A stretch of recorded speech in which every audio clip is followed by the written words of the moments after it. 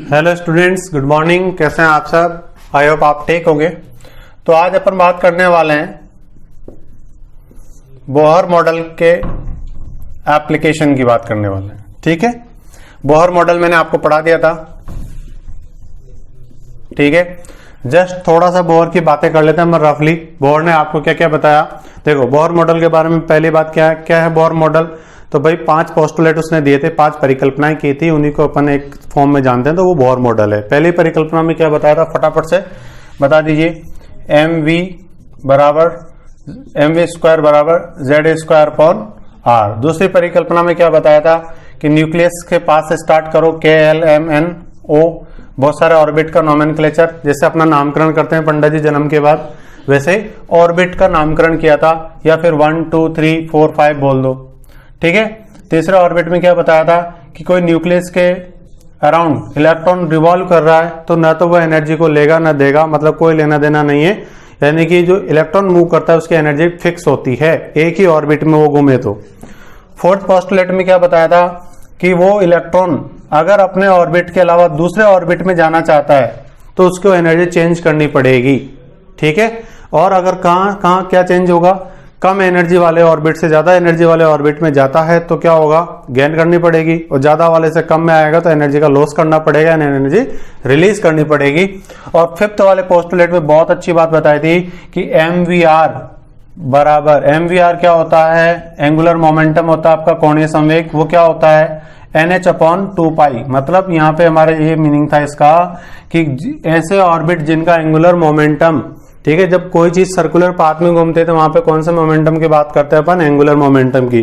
तो यहाँ का एंगुलर मोमेंटम H/2π का इंटीग्रल मल्टीपल हो, यानी कि n बराबर यहाँ पर 1 2 3 4 हो, तो ये यहाँ पर इलेक्ट्रॉन रिवॉल्व करेगा, वरना नहीं करेगा। मतलब मोटी मोटी बात ये हो गई कि MVR बराबर NH/2π होना चाहिए किसी भी ऑर्बिट के लिए। ठीक है, चलो आज अपन एप्लीकेशन में देखें, बोहर मॉडल एप्लीकेशन में। तो सबसे इंपॉर्टेंट है, देखो हमारे पास रेडियस। ठीक है, बोहर्स रेडियस। देखो, जो चीजें और साइंटिस्ट नहीं बता पाए थे उन्हीं को बताने के लिए बोहर आया था। तो बोहर ने सबसे पहले बताने की कोशिश की एटॉमिक रेडियस के बारे में। ठीक है, और इसका डेरिवेशन आपके स्कूल एग्जाम में पूछा जाता है 100%। उसके फॉर्मूले से इतने अच्छे अच्छे न्यूमेरिकल बनते हैं, जेईई मेंस एडवांस तक के न्यूमेरिकल बनते हैं इसके फॉर्मूले से। ठीक है, लास्ट में जो डेराइव करेंगे, और जो डेरिवेशन अभी बता रहा हूं ये आपके एग्जाम में आएगा, स्कूल एग्जाम के अंदर। तो बोहर रेडियस में देखो अपन कहां से बात स्टार्ट करते हैं। जैसे आ गया कि बोहर रेडियस का डेरिवेशन कीजिए, या इसका जो लास्ट में फॉर्मूला आएगा वो बोल दिया कि वो डेराइव कीजिए। तो आपको बात कहां से स्टार्ट करनी होती है, देखो सबसे पहले वी नो दैट क्या जानते हैं अपन, एक तो ये जानते हैं MV स्क्वायर बराबर ZE square upon R, equation 1। दूसरी बात अपन क्या जानते हैं, MVR बराबर NH/2π, ये इक्वेशन 2। अब करना क्या है आपको, देखो असली पॉइंट यहीं पे है। यहां से आप क्या करोगे, V की वैल्यू फाइंड आउट करो। तो इक्वेशन 2 से अपन ऐसा लिख सकते हैं, देखो V = NH/2π into M into R। ये वैल्यू जो है V की इक्वेशन 1 में पुट कर दो। तो इक्वेशन 3 दे दूं मैं इसको। नाउ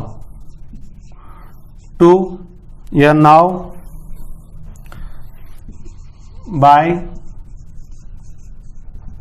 पुटिंग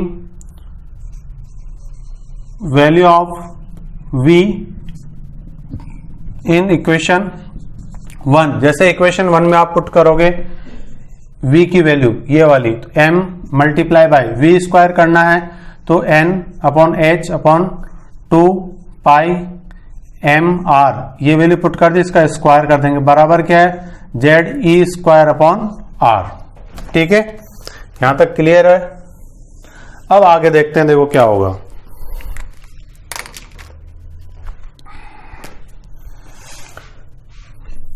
M अपनी जगह है, N square H square upon 2 का स्क्वायर कितना होगा 4, पाई स्क्वायर M स्क्वायर और R स्क्वायर बराबर क्या है ZE स्क्वायर अपॉन R।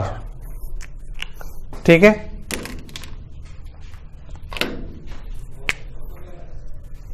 चलो अब देखो m से m कैंसिल हो गया, ये r से r कैंसिल हो गया, तो आपके पास क्या बचा, n square h square upon 4 pi square into m into r बराबर जेड ई स्क्वायर, ये बचा आपके पास।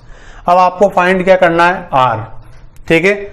r इक्वल टू आपको सेट करना है, तो सबसे पहले तो आप ऐसा लिख दो n स्क्वायर h स्क्वायर बराबर जेड ई, इसको इधर ट्रांसफर कर दिया मैंने, E square into 4 pi square M R.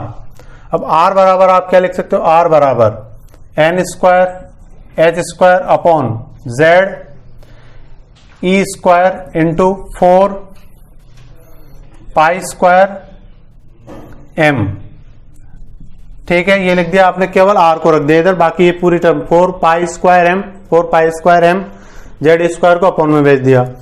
अब सवाल ये आता है कि देखो n क्या होता है, आप जानते हो नंबर ऑफ ऑर्बिट है जो हर बार बदलता है, तो अपन इसको वेरिएबल चीजें उनको एक साथ लिख देते हैं, n स्क्वायर। जेड क्या एटॉमिक नंबर है, ये भी हर बार बदलता है, बाकी सब तो फिक्स है ना भाई।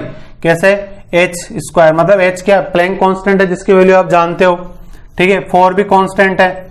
E क्या है, चार्ज ऑफ इलेक्ट्रॉन है जिसकी वैल्यू आप जानते हो, ठीक है। E का स्क्वायर है पाई का भी क्या है 22/7 यानी 3.14 होती है वैल्यू, तो ये भी आप जानते हो। मास ऑफ इलेक्ट्रॉन ये भी आप जानते हो, यानी ये वाला जो पूरा पैरामीटर है ये कांस्टेंट है, फिक्स्ड है, ठीक है। अब अपन को क्या करना है, इन सभी की वैल्यू पुट करनी है। इसके लिए मुझे यहां पर ये इरेज करना पड़ेगा, दिख तो रहा है, मैं एक बार चेक कर लेता हूं। ये वाला पार्ट है, आपको देखो। अब हम क्या करेंगे, आप फटाफट से स्क्रीनशॉट ले लीजिए यहां का, ताकि फिर मैं ये भी इरेज कर दूं। अब अपन क्या करेंगे, सभी की वैल्यू 1 बाय 1 पुट करेंगे, ठीक है। और एग्जाम में आपको कोई दिमाग नहीं लगाना है, बस डायरेक्टली आपको यही करना है, वैल्यूज सारी की सारी जो मैं बता रहा हूं वही पुट करनी है, ठीक है। देखो mass of electron M E क्या जानते हैं अपन, 9.1 इंटू 10⁻31, तो केजी में है और 28 ग्राम में है, ठीक। दूसरी वैल्यू क्या है अपनी h की वैल्यू क्या लोगे, 6.62 10⁻27, तो ये हमारी अर्ग में है, तो अपन यहां पर अर्ग में ही लेंगे, ठीक है। और जूल में होगा तो 34 हो जाएगा अर्ग।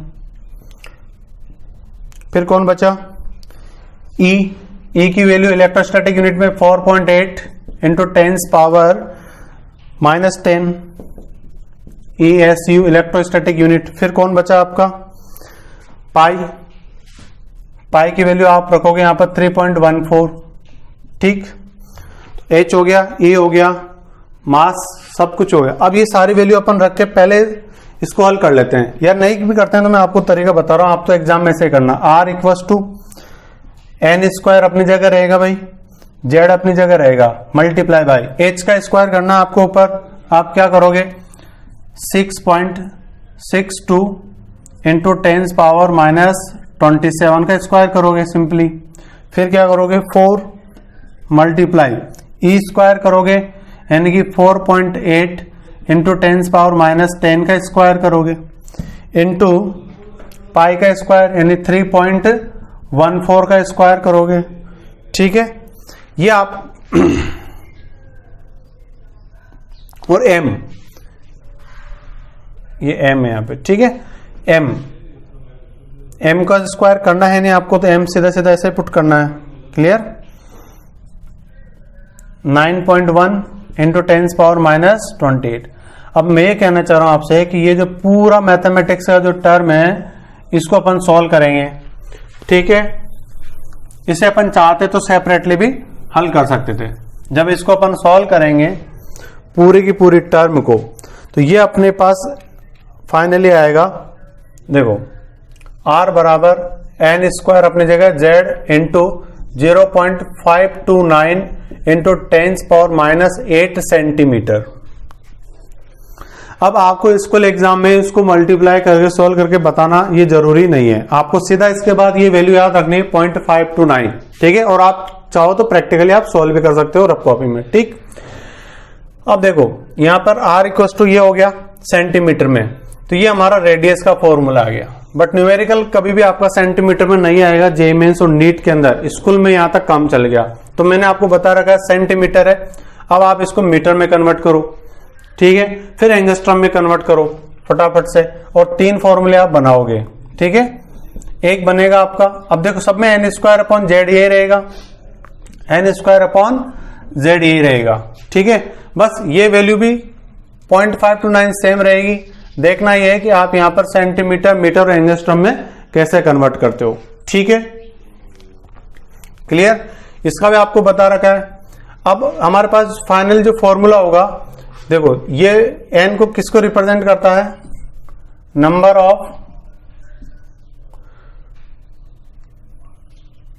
ऑफ शेल, ठीक है। जैसे फर्स्ट सेल आपको बोला तो n बराबर 1, सेकंड सेल आपको बोला तो n बराबर 2, थर्ड सेल बोला तो n बराबर 3।